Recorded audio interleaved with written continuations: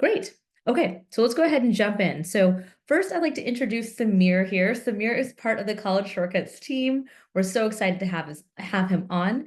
Samir has an incredible pedigree. He went to University of Chicago for his undergrad, and then all the way up to Princeton for his PhD. So um, Samir, if you could share a little bit about your background, talk about your educational background, what you've done, some of the places you've done professorship, as well as where you interview, that would be awesome. So I'll go ahead and let you take it from here. Sure.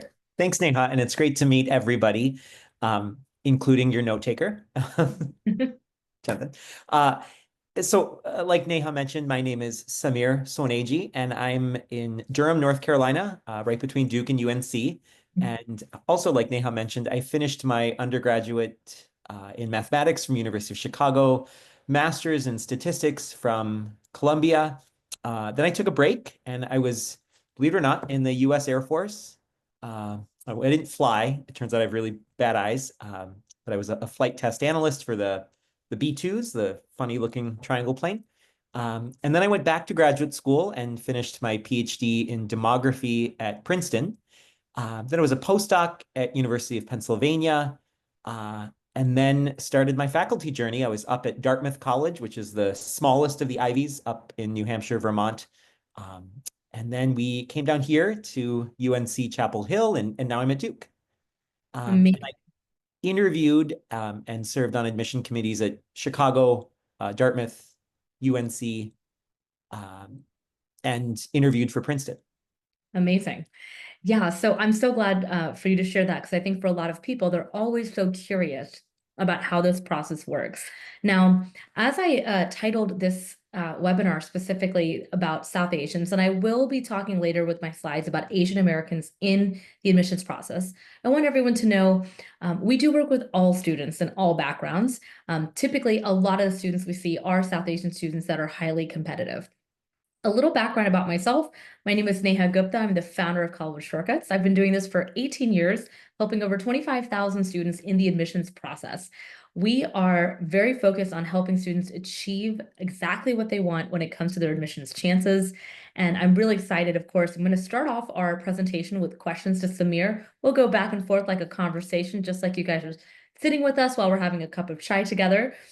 Later after that, Samir will head off, and I'll go ahead and go through my slides about the background of Asian Americans in admissions.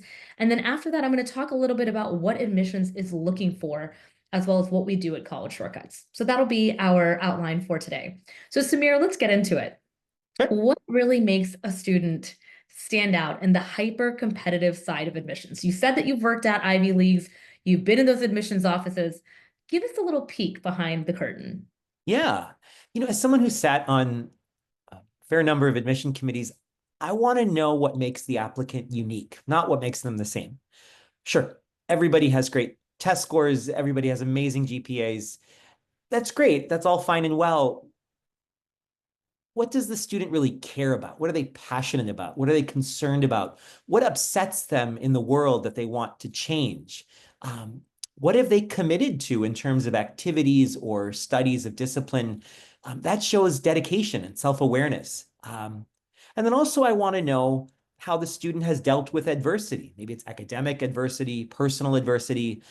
Everybody at MIT, everybody at Princeton, everybody at Berkeley will struggle through their 4+ years there.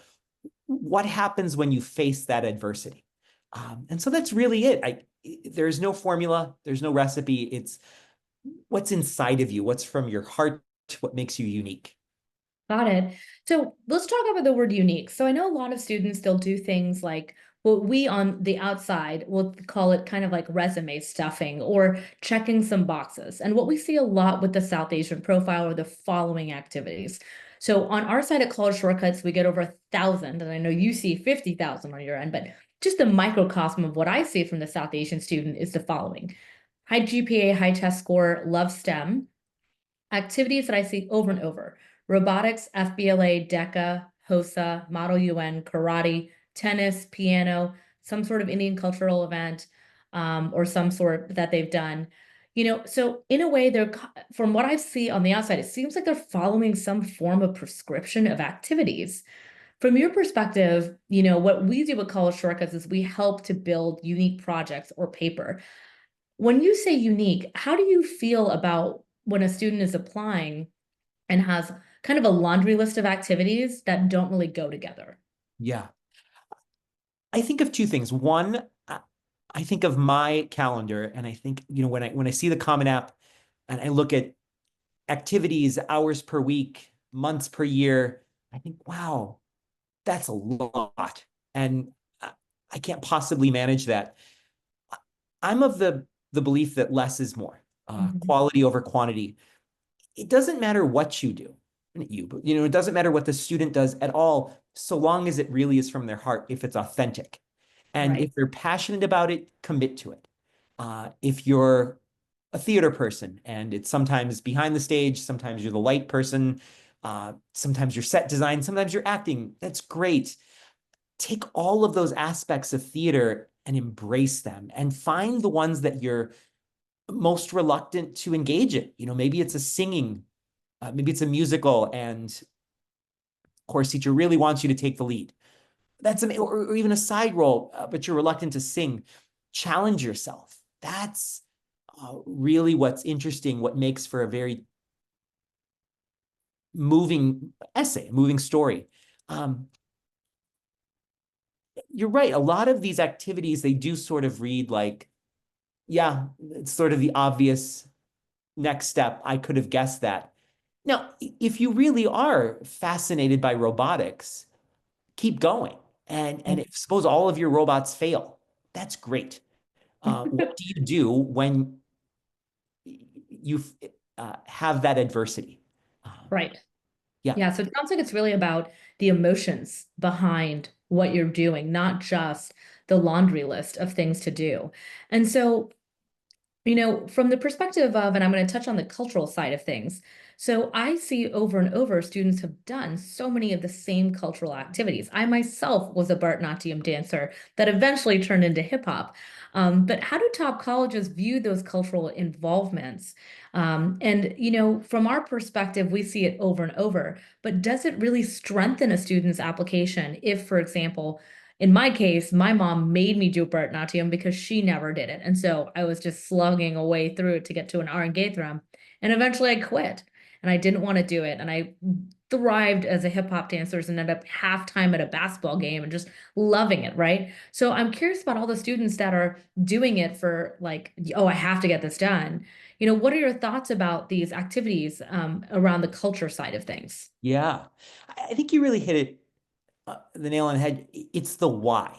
Why are you dancing? Why are you going to the temple? What is it? Is it from you? Or are you feeling compelled or forced? It comes out. Um, and so the other important part is that colleges and universities are very thoughtfully trying to compose a student body that is diverse and inclusive and representative of the world. And Yes. so having cultural experiences and introducing a different way of thinking from a different society and a different culture is really valued. What are the similarities? What are the differences between Gujarati culture and Midwest culture? Uh, there are differences and there are similarities. Think introspectively and think deeply about where those differences and similarities are. And if Bharatanatyam really is your thing, and you want to go Right. and you're the one who's dragging your parents and looking for them after your performance and choreographing and teaching younger kids, that shows a love for this art, as opposed to it's rote. I did it because I had to. Right. Completely different. And another big thing that we see a lot in the admissions process as well on our end is that, you know, almost every student that we see is applying STEM. And I'm curious, a lot of parents will ask me, hey, should I pick a different major? Um, from your perspective, of applying undecided or not a STEM major or a STEM major, what are your thoughts on that? I would say certainly don't apply undecided. It reads as wishy-washy. Do they really want to come here? we have so many majors. Why undecided? What is the student really interested in? Um, Now, the point of college, of course, is to expand your universe and learn things that you could not have learned elsewhere. The reality is, something like a third of students change their major at least once in their college career, and a lot of students change it multiple times.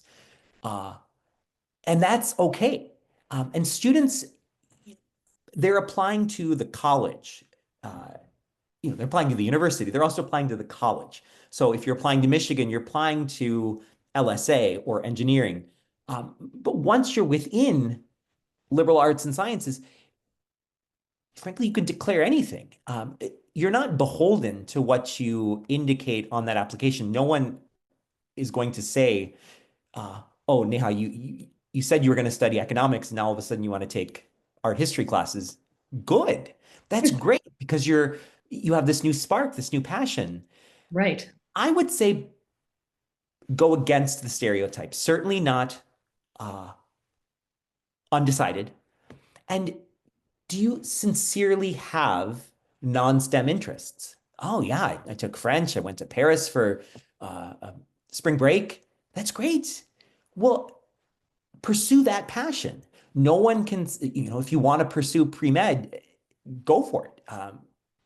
Colleges love when students uh, focus on multiple disciplines. But I'll be honest, it's not name blind. And so if I see Patel and pre-med biology, you want to avoid those stereotypes. Right.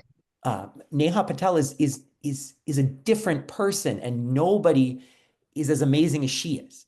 Now, let's say Neha's pronouns are her, she. Um, what else is she passionate about? What else does she really care about? And if it's something legitimately that she can claim that's non-STEM, she has an academic background, extracurriculars that support this non-STEM major, yeah, that's the one to put to avoid the stereotype. And let's say you are into STEM and you are wanting to move forward. The other part that I also see is that a lot of students will say, I'm interested in it, but they have no extracurricular, no research paper, no passion project, no capstone, no nothing.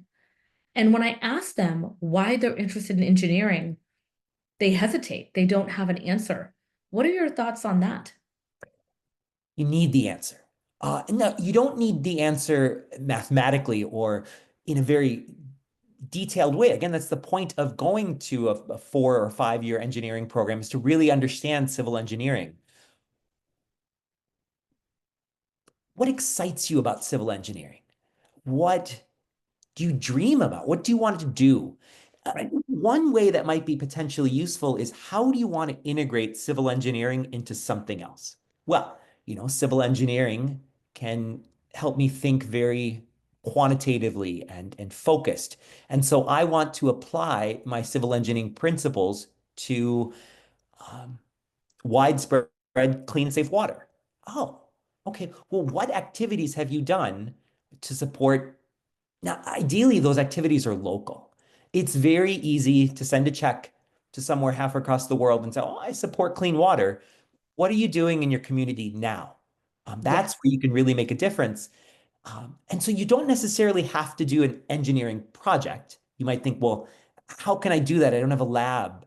Uh, Right. but you have the environment, right? Yes. And you have the internet, and you have so many resources at this point to craft something around Right? it versus just saying, oh, I want to do engineering because my dad was an engineer, Yeah. for There's example. amazing data, citizen science data through NASA. And so if somebody's interested in astrophysics or aeronautical Yes. engineering, uh, I want to look at it because if I Yeah. could do it all over again, I would be a cosmologist. Not that I mean, I'm just fascinated by it. I'm like, the night is going, it's becoming night here in North Carolina, and I'm going to get my telescope out. Um, yeah, so even if you don't have access to a lab, there is data. You just Of have to course. find it. Yeah. And I think one thing that we have in common is this other value that I think they like to see as well, which is just a love of learning. Yeah. It's there. When you are a student at one of these top 20 schools, you love to learn whatever that topic is because you have that value in you. And I think we both share that Yeah. heavily. It's Um, yes, students are very bright. There's no doubt. But what I most admire among classmates of at Chicago, at Princeton, it's how they asked questions. It's not what they knew, it's what they didn't know. And it's exactly right, that thirst, that hunger, that drive to create new knowledge. Um, and if you can demonstrate that through research, through a passion project that really is your passion, right. that shows, not tells, that you're interested in STEM. And it gives Exactly. a justification. Yeah. And one of the big things that we're seeing heavily on the outside as well is that, there are some mistakes we see with students when it comes to the essay. For example, some of them start really late in the process and, they're just a few weeks away or a few months away and they really don't know what to write about. I'm curious, you have read thousands of essays just like I have. Of course, I have a very strong sense of what I think is a good essay and what's not. I think people want to hear from you. What are some of the things that are like you read the essay and within not even 2 minutes, right? You don't even need 2 minutes. It's within 30 seconds. You're like, no, this is not a good essay. Yeah, I read a lot of them. They come across as first drafts. They come across as this was written the night before. They're Mhm. linear in time. They're a resume without bullet points. Ugh. I know the applicant is bright. Uh, they're amazing. I want to hear what's behind, what's in their heart. Um, Starting early is really the key. It's hard to come up with a good topic, and it's also this balance of letting go. Maybe this isn't going anywhere, so cut it, get rid of it. It's the hardest thing to do because you've committed so much time and effort. At some point, trust maybe not your parents, but Yeah, trust your you can tell friends, this. trust your teachers. If they give you some honest advice, like, Neha, I just don't see it. Samir, I'm going to take a moment and say it. When I was doing my TEDx, I prepared for that for 8 months. And I had a coach as well, a consultant, just like people work with us as consultants. And I was like 2 months from my TEDx talk, going through the talk, and we are redlining this whole thing to the point where I was like, I think we have to start over. Yeah. And it's a very painful experience because I was married to this topic of going to lunch with my mutterpreneur and it's smelling and people hating it. And instead, I came up with this incredible talk that now has 50,000 views on the TED site. So I'm in total agreement with you that the first draft is sometimes trash and It's it's the hardest draft, the hardest but draft. it's the best draft to write. It only gets Agreed. better from there. It is like your friend, your enemy, your partner. You hate it, you love it. It is its own person. It needs time to breathe. You have to step back. That all takes time. Yeah. And last question I have is about the interview process. So we on the outside, of course, we talk a lot about the interview process with our students. And I will be later going on about the Harvard case and how the files did come out about the interview process and what they were looking for from a personality perspective. I also talk a lot with families about like how your child needs to really be able to answer questions like on the fly.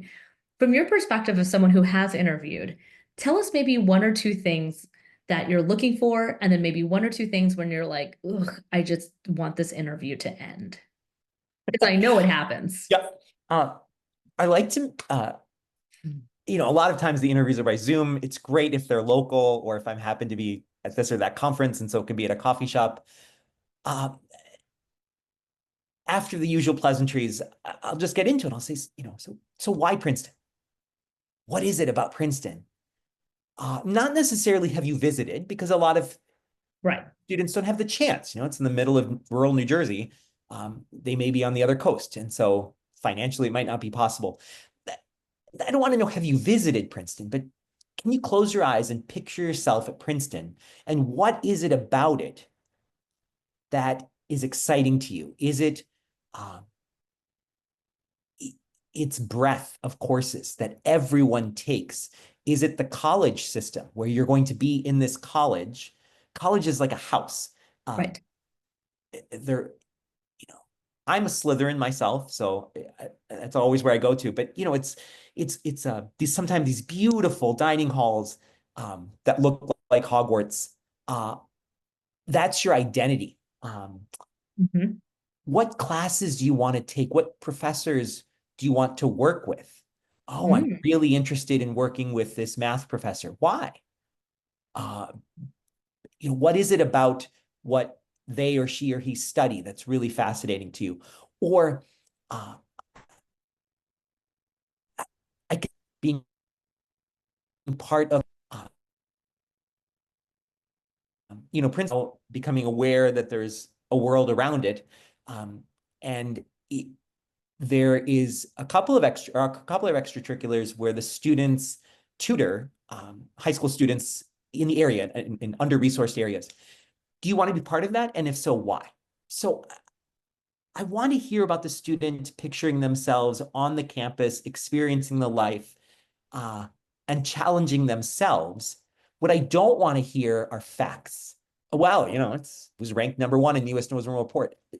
I don't care about rankings. Um, it, my sister went there. Great. My dad went there. Wonderful. Why do you want to go there? Right. And what do you wonder about? What do you think about?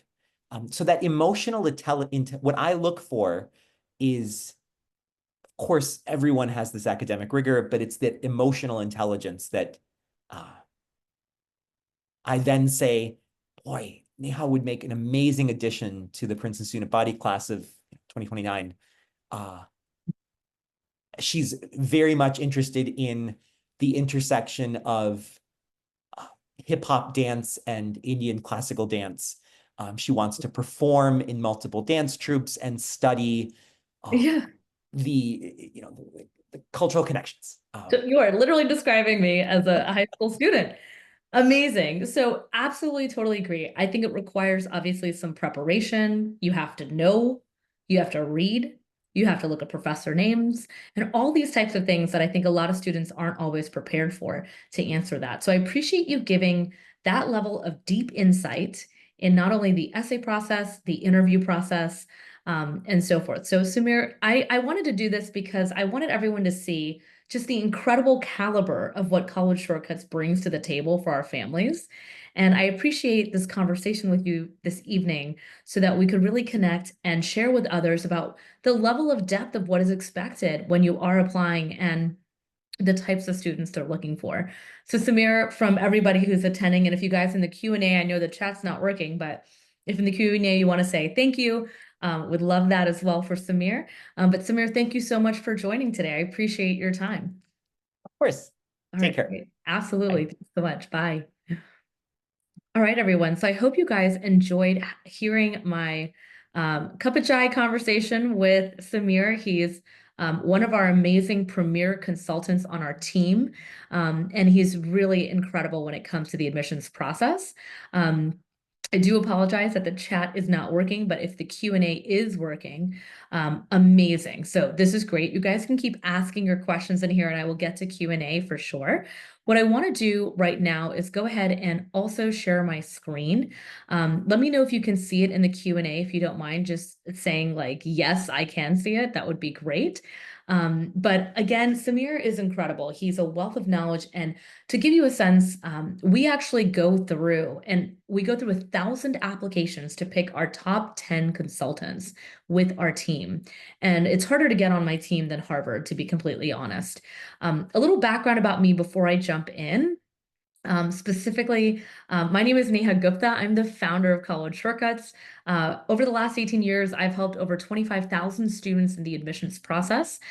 Post-COVID, we changed the way we do business, specifically where we really want to pick our 100 top students that we want to work with and really have a more boutique hands-on approach. So that's really how I like to do my business, specifically College Shortcuts.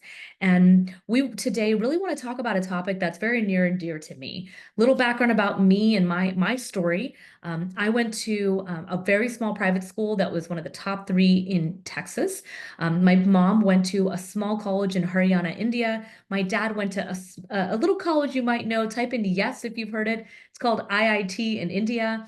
And one of the things that my parents really valued was they moved here with barely any money, and they really wanted to ensure that we got the education that we needed and the opportunities that we could have. And so when I was going through the admissions process, they thought, hey, we're investing $40,000 into this private school. Of course, the college counseling department is going to totally work with us and make it easy. Neha's valedictorian, top of class, all honors AP, all the extracurriculars, you could name it. And I walk into that office, and my counselor literally looks at my list, and I'm sitting, my dad's here, my mom's here. And she literally, like, I hand her the list. I'm like really excited. I'm just like a excited teenager, right? Like, I've worked so hard, I'm here. And she just looks at it and she goes, you might not get in anywhere. And I was crushed. I mean, it was really a very painful experience for me. And I really do feel that after that experience and figuring out this process and figuring out a formula that does work, that I've replicated year after year with my students, that's really what College Shortcuts was born out of. It was born out of the pain and suffering and difficulty that I went through in the admissions process that I really don't want anyone else to ever feel the way I did, especially students that have worked really hard academically and that are at the top of their class. So I think this is really, really, really important to understand where we really come from. And for everyone that's asking questions, no problem. I will get to them at the end. But what I want to do now is talk a little bit about specifically that Asian American student in the admissions process. So I want to give a little historical background. For a lot of you, maybe you haven't thought about this process or know about it. But when we look back at the admissions process, so pre-civil rights era time, top schools denied admission to nearly all non-white students just because of their race. Okay, so this was way back in the day. And then later on, they put affirmative action in place to add back in to increase diversity and to make up for the issues that happened at the beginning. And then in the last 5 years, the Harvard lawsuit came out, and this was with the Student Affair Admissions Act group against Harvard. And there were other colleges in it, and it was specifically around Asian American students that felt that even though they had made high scores and high grades, that they were not getting in, and that this was discrimination in the process. And so Harvard lawsuit, if you look at the legal documents, actually shows that the universities had something called the personal rating, and it allegedly did punish Asian students by virtue of their race. And so the results of that was they dropped affirmative action just in the last 2 years. And so doing this has really changed the game of admissions. And I think it's important to note this because a lot of the students that we typically work with are, all different students, of course, all backgrounds, but a lot of the students we work with are students like me, top students, great scores.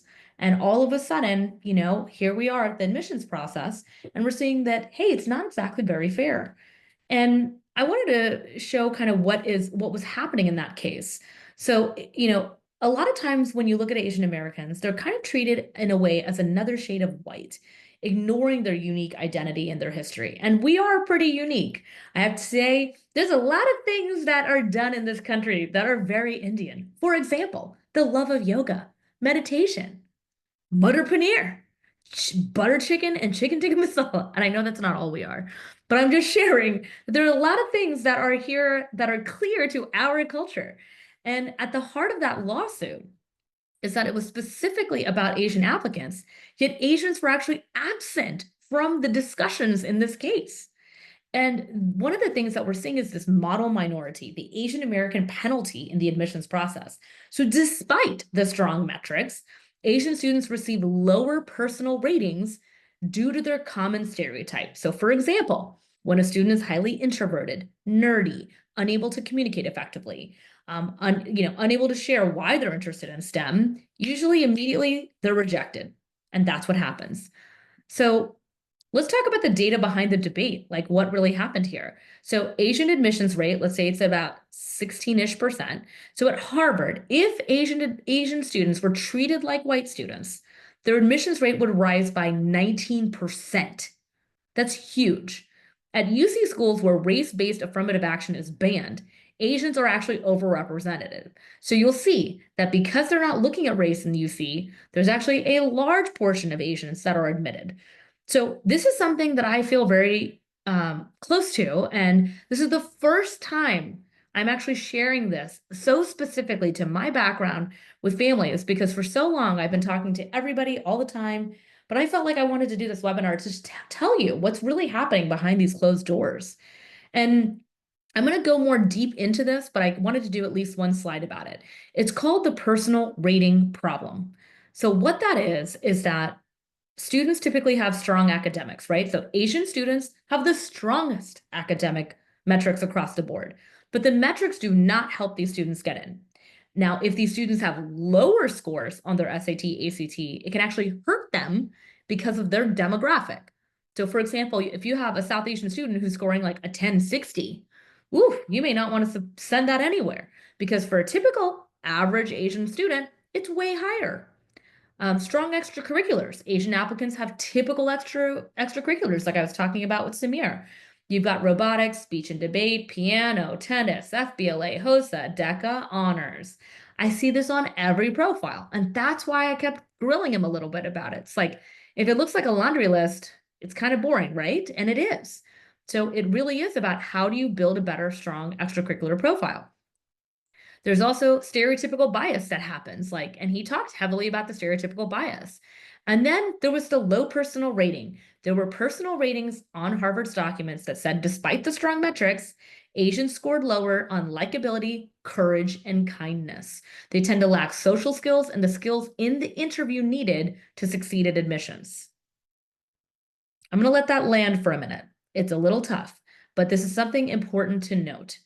So again, all I'm saying is that we work with all students. And I know I just got a question about a white student. I want to let you know, I work with all students. Today's webinar, just this section right here is specifically for Asian American students. I'm going to go into what we do for everybody next. But I also just wanted to at least give a little history and context because a lot of our families, they've never gone through this process and they may not have known about the Harvard case and what happened. So that's why I share that.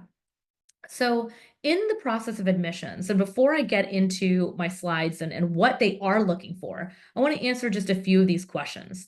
One of the people asked, my kid is active in a leadership called PRISM. Do you recommend mentioning this? Yes, any student that does leadership, great. It's all about how you present it. Another person asked, my kid wants to pursue engineering. If he's applying to a school where he doesn't declare this info, should he say undecided? Honestly, I think Samir answered that question about making sure that you don't go undecided because it doesn't create that why are you a match and why you should get in, right? I think that's the big thing that people tend to miss. Another student said, my kid, a white male, no problem, 96.5 GPA, 1540 SAT, National Commend student for the PSAT, amazing, top private school as well, but an introvert. Okay, do you take white males? Yes, we do. And I will go over our costs at the end and what we work on.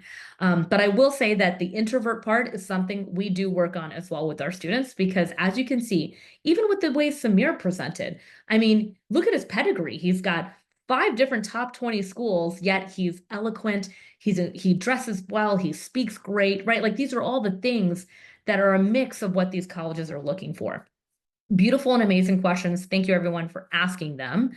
And then I just want to make sure, okay, everybody's here. Great. Wait, let me go ahead and go through these slides. So let's talk about the admissions process. And like I talked about earlier, what matters. So here's the ABCs of what you need to do right now at admissions as a parent or student that's watching. There are 3 things they look at: the academics, extracurricular, and personal brand match. And I'll get into what that means. First cut. So let's say you've got a pile. This is my 50,000. It's a lot bigger on my desk, but if it was 50,000 applications, first I'm going to say, that's the reject pile. Those are the kids that did not make it to my GPA cut. It just fell out and said, if you're making a 2.0 and you're applying to a top school, probably won't be able to make it. You might fail out. So they go in the reject pile. And let's say you're a student that says, hey, I've got a good GPA within the range of the college. I've got a good SAT score within the range of the college. Then you move into the next pile over. It doesn't mean you're in acceptance, woohoo, accepted. It doesn't mean that. It just means you are in the first cut. And so that's why when Samir says, hey, you know what? A lot of kids have good GPA. What actually matters to you? This academic portion is just the first cut into actually getting reviewed. It's not what makes you stand out. It's not what makes you unique. It's not what makes you different. There's a lot of kids.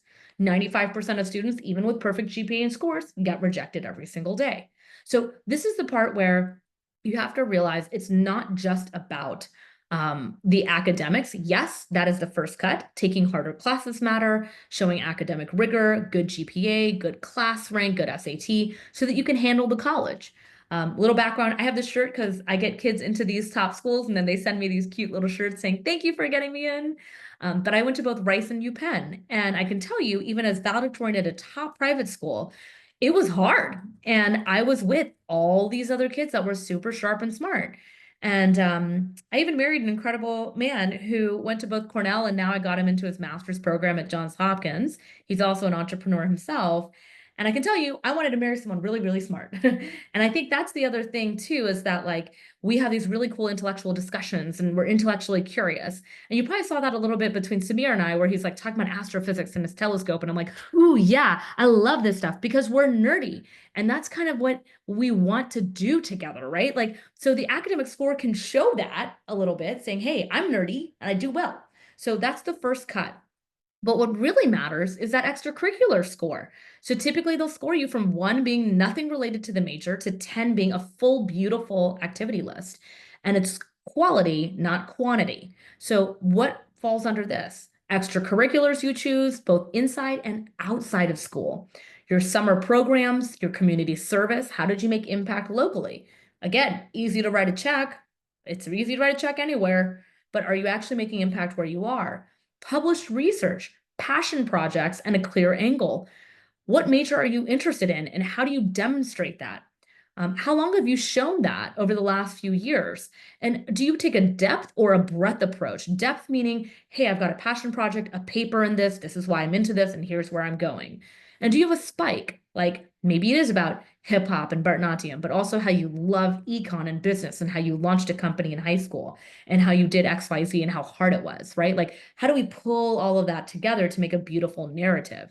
So you really need to make sure that your extracurriculars are strong. It's not a laundry list of things. It's a clear picture of what that is. And then the last thing is that personal brand match. How do you show up to that interview, right? Are you positive? Do you feel open, energetic, and happy? Or are you like, I don't know why I'm here, and my dad's an engineer, so he really wants me to go to Princeton, and here's why I'm here, right? Like, we want to make sure that you're interview ready. But here's the part that most people aren't thinking about. If you look at college, it's a business, right? They are a business, and they are looking at their applicants to see if they input these applicants into our company, what are they going to be like when they leave? So for example, Samir's a phenomenal presentation of all of those brands. You probably listening to this are like, wow, Rice, UPenn, Neha came out of that? That's great product. Samir came out of Columbia, Princeton, Chicago. Oh, nice product. That's how you have to think about it. It's a brand. And they want to make sure, do you match our brand? Do you have the same mindset specifically? You know, do you have the ability to understand what an elite college is looking for so that you enhance that college's reputation as an alumni? You know, they like to see more of an extroverted presence. You probably can tell when Samir and I are talking, it's pretty easy and quick. There's no hurdles between our conversation. Brand communication, are you able to say it in under a minute? And he shared that. Why Princeton? And I bet you, while he's very personable on this call, when he's interviewing, he's staying very neutral. He's like, why Princeton? And if it's, I like the buildings, the classes look good, done, right? He got really detailed about the level at which you're able to communicate why you match. And the personality is that last part. How is it shining in the essays? Do the essays reveal the qualities that they seek for? Innovation, impact, global perspective, and ambition. So you can see out of these 3 cuts, first, it's academics. Okay, we go in the next pile. Okay, this student has extracurriculars and they're interested in engineering, let's say, and they have a passion project, research paper. Great. Okay, next, let's interview him. Oh, that interview is really boring. Back out. Or, oh, wow, this kid has done really cool things, very introspective. Boom. So these are the different parts. Or, hey, this essay really showcases, like, I really loved reading this essay. This is a really well-written essay. It's not a first draft. They really put their time into it. They go in. Or I want to be an engineer because I love Legos and I love Legos and building things and I do robotics and it's amazing and I'm a 4.0 and you should take me because I'm so smart. Ugh.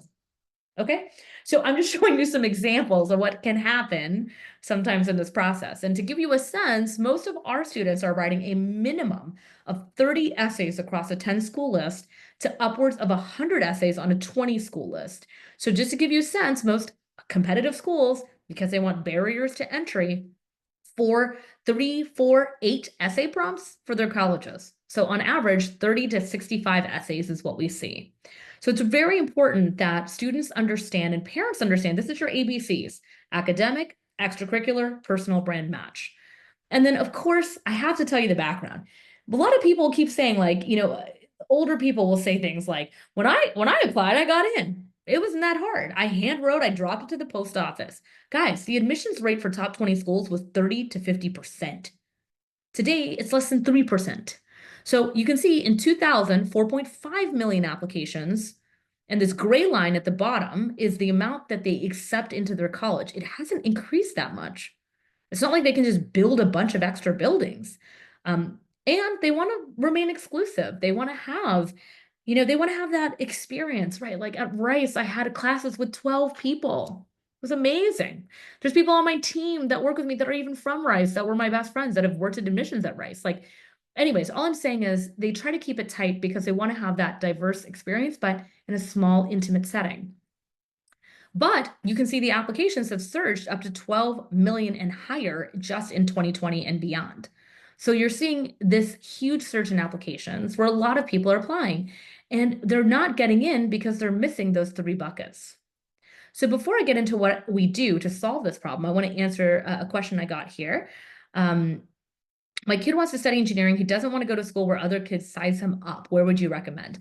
Well, this is a great question. Honestly, I don't know your kid yet. We would have to work together where I'd understand his personality, who he is, where he wants to go, what location matters to him, what rank of school matters to him, what programs he's looking at. These are all things we go over, and I'll go over it here in the slide that we're about to go into, but it's hard to tell you a list of schools without knowing. It's kind of like telling a doctor, like, hey, you know what?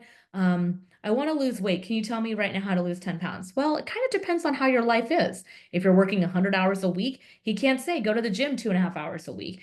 He might be able to make adjustments to your sleep. He might say, hey, maybe it's about eating less. If you're drinking 10 Cokes a day, maybe that's not good. So again, it's going to take a little bit more finesse for me, anonymous attendee, I don't have the name, for me to be able to know the answer to that question because we'd have to get to know your kid. But great question. And there are a lot of great schools that are out there where they don't size you up. They're actually excited to meet you. So let's talk a little bit about what College Shortcuts does to fill this gap, right? We learned that, there is a level of work that's required in your writing, your interview, and how to stand out. There's work involved in building that resume. And so we do that in 2 service lines. One is our one-on-one accountability program called our Early Builder Mentor. This is a program for students from 8th through 10th grade, and then sometimes 11th graders if we need to kind of cram in some of that mentorship to build the profile while applying. But in this, what we typically do is a personality assessment. We study the strengths and weaknesses. We understand the student. We get to know them, right? What is their voice? What is their authenticity? What is in their heart? What makes them them? Why? Right? That was the big thing we talked about earlier. So we get to know who they are. We give them strategic guidance around their academic courses, extracurriculars, summer programs, community service projects, all the different things that they could be involved in. And we start to craft that unique angle. In our program, we also include the execution of a passion project or a guaranteed published research paper. And I'll talk a little bit more about that in the next slide. And then the last thing we talk about is that pitch ready, that personal branding. So ensuring that your student is ready to talk on the go about what that paper or what that project is, so that when they walk up to the interview or that essay, they can say, my name is Shilpi, and this is exactly why I'm interested in this. Here's this paper I worked on around clean water and civil engineering, and here's why I think it's a perfect fit for XYZ. So this is our mentorship program, and I'll go into what it costs and how it all boils down and works in the different offers we have. In this, we have different offerings. One is the capstone project, the passion project.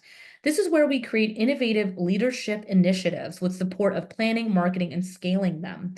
This can include things like personal brand websites, podcasts, blogs, nonprofit impact projects, businesses, AI projects, and much more. We hone this in with your kid. It is not cookie cutter. It is developed as a collaborative experience together. We also offer a guaranteed published research paper in the data that they've analyzed or interests that they have. So we help students complete a very long, in-depth research program with guidance from academic professionals. This also includes editing and guaranteed publishing as well. And then, of course, what makes us different across a lot of different companies that just do a project or just do a paper is that we also offer that overall major interest guidance that I was talking about. Because we're a college admissions firm, we also talk about the academic course strategy, extracurricular, summer, soft skills, leadership, and we're honing in on that unique angle. So it just doesn't look like, oh, I went here and I did a project, or here I did a paper, and I'm just kind of like piecemealing it together. It's a much more cohesive approach. We also have a partnership with Ascent Research Institute where we work with students and we help them to also get that guaranteed publishing. So Ascent Research Institute partners with us to help ensure that our students not only write amazing in-depth papers and projects, but they also do get published. And then the second thing we do with students, once they're done and they're in 11th grade, so right now, applications are opening very soon, as we know, August 1st. But for 11th graders, our application fast track is our comprehensive program where we guide students through every aspect of the college application process. How that works is you work with someone one-on-one, like someone like Samir, or one of our expert team mentors. We build your strategic school list. We manage your entire timeline and documents. We format your resume. Just to give you a sense, many of my students have emailed me later on in college saying, hey, I'm in my second year of college. I got a six-figure offer after my internship. They've already given me this job. Thank you for teaching me resume and interview and how to pitch myself. So our resume ends up getting used way longer, which is great. We also give strategies on how to not get that cookie cutter letter of recommendation. And we also talk about how to develop that activity list. So an admissions officer, when reading it, says, wow, this person really cares about it, not a laundry list. And then a big portion of this is that essay process. So we brainstorm the essay, we build outlines, we figure out the unique angle. Students draft their essays, we kind of work through it, massage, understand what is it that's going to make it different. And then what really makes us stand out as a admissions firm in this industry is that what makes us the shortcut is that we actually edit line by line for your student. So we don't have to go through 50 drafts. We say, hey, we know what works. We have an AI that actually that we've built internally that we can review the 500 essays that got into top Ivies, look at your student's essay, and we're still hand doing it, not running it through AI, but we're able to get that data and ensure that every single word is perfect and will help them reword it until it's done. We also help with interview prep. So all those questions like why Princeton, ensuring that you do know the professors' names and you do know the courses and you do know which college you want to go to and what the program is and why. Because you do not want to show up to that interview and you're like, no way. Our job is to get you pitch ready. And why does this help our families? Number one, it reduces the stress and anxiety in your home. How we structure the families is mom and dad or parents, legal guardians are here. College Shortcuts becomes the project manager and the teenager is here. So anytime a parent needs to kind of like maybe say some things or give advice, they can reach out to us through email. We'll make sure to relay it.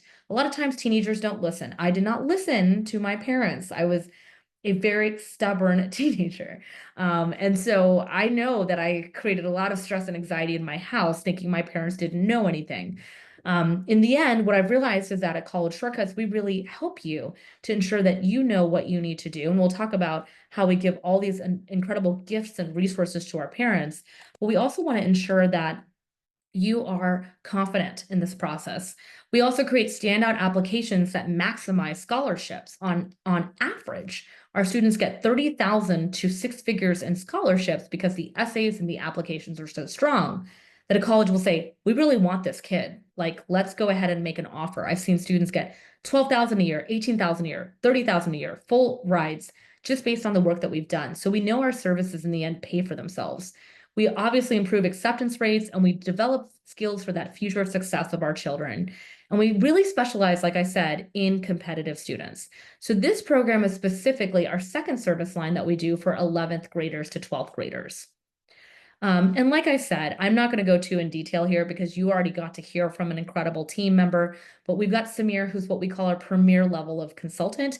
He's got 15 plus years of experience. So the difference between premier and elite is years of experience, but I can tell you that we have many students that work with our elite team and still get incredible results.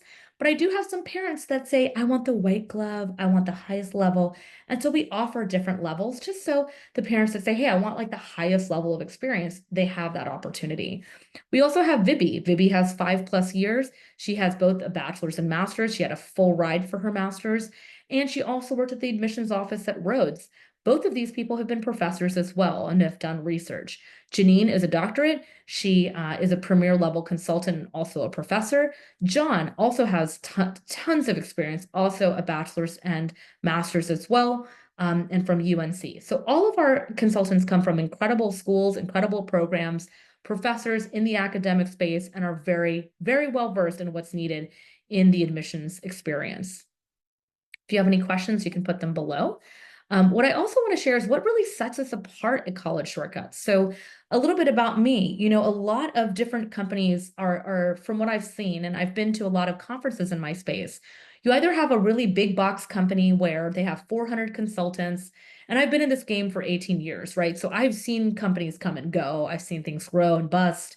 So there's a lot of companies that are super large. You're not going to have the founder super involved. There's a lot of staff, account managers, success managers, etc. These are huge companies. They tend to work on a lot of templates, cookie cutter. They have like, hey, this kid's in comp sci, do this. Then you've got like a lot of these one-off, one person shows where it's like they work with 8 students. This is something they do part-time. They don't always work with competitive students. That's kind of something they do on the side.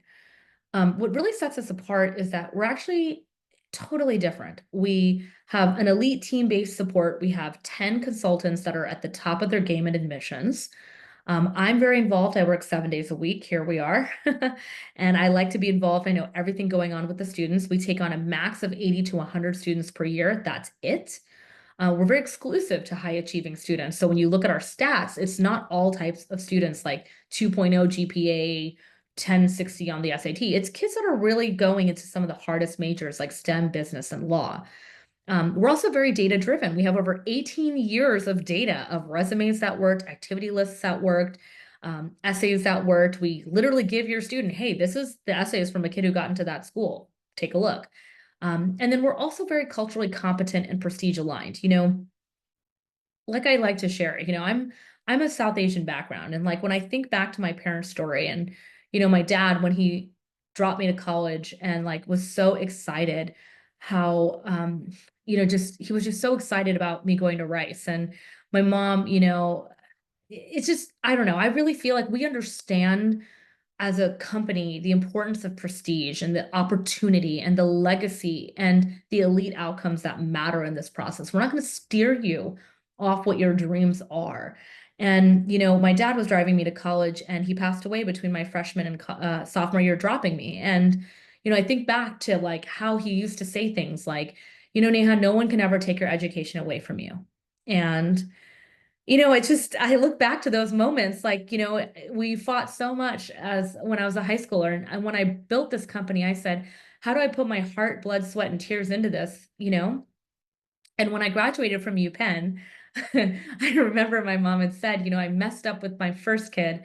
We didn't know how to do this process. And, she didn't get in. And I can't believe I'm sitting here and you're graduating from UPenn. It's like, it's such a beautiful moment. And I want each and every one of you to feel that. I want each and every one of you families to feel that excited about your kid getting in because it's a beautiful experience. And, when I get all these little t-shirts from my students and they're excited and, they go to these great schools, like I just feel like we're building an incredible legacy here that, just goes beyond what I ever dreamed of when I built this. Next question is being asked about our costs. So I'm going to go ahead and go to the next few slides about how to work with us. Again, stats and data, with our students, we see a 10x increase in admission success. When we're able to pull that unique angle, understand how to make you stand out, build those projects, you're really going to stand out in the process that they can't say no. And 95% of our students are typically getting into their top three choices. These are already driven, hardworking students. It's about how to really help package them. So, one of the things I do as a gift to our families as well, because a lot of you have not gone through this process, this is not to add to your load. This is more of a resource and a gift that we give when you purchase a comprehensive package. Is we actually include the Accepted Accelerator Masterclass that I've professionally filmed. It has lessons. I even have up-to-date lessons of Application Fast Track of how to walk through that in chunks. We have the financial aid and scholarship guide. We have a STEM guide, business majors, BSMD, engineering guides. We have ebooks. We have our summer programs if you want to have access to those, where you can hear from people that have had jobs and what they did from college to there. So this is really a video and resource guide for you. Because we've been at this for over 18 years, we're one of the oldest in the industry. We really have built an incredible resource library as a gift to our parents that want to get a little bit of a degree in college admissions, that want to kind of take it a step further and not just read some Reddit chain or read something on the internet, but actually get that data and knowledge for them. So I've built that in a beautiful way that you have access to it and can watch it and enjoy.